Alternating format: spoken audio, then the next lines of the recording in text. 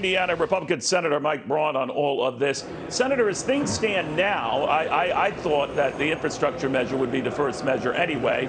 I guess that's not a guarantee. Have you heard otherwise?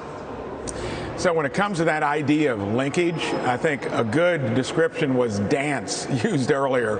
I think after 2.5 weeks through the break, we're no further along than we were before.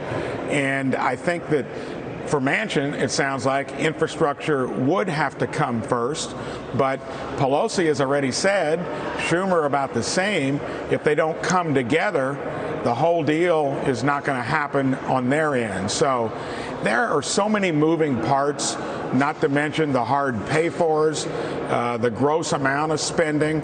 And it's all in the context, Neil, that everyone knows that our roads and bridges and even broader infrastructure, throw in rural broadband, needs attention. It's for the 2.5 years I've been here, it never has the question that requires political will. How do you pay for it without gimmicks?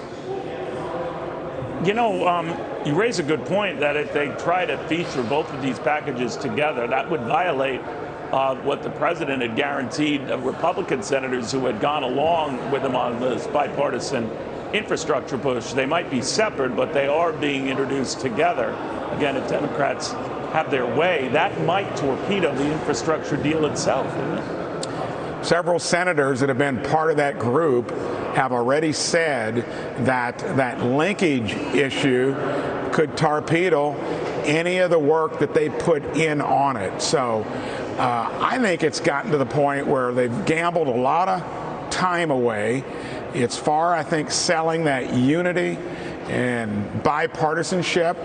This is just a longer, more drawn-out version of the $1.9 trillion rescue bill that had a shorter time period and got slam dunked through.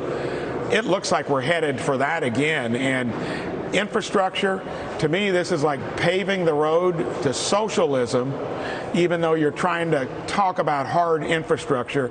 That is what worries me. We've $18 trillion in debt when I got here 2.5 years ago. We're approaching 30, and it gets shrugged off like nothing when you're adding another $3.5 trillion. The 1.9 we've already done, and then whatever the infrastructure package ends up being. That's a lot of money to borrow. Yeah, we're up to $4.2 trillion if you throw it all together. You know, Senator, while I have you, Jerome Powell is speaking on Capitol Hill right now. He says that all this spending, and the inflationary concerns, I guess, are not a big worry to him for the time being. He thinks it's going to be short-lived, transitory. We hear that a lot.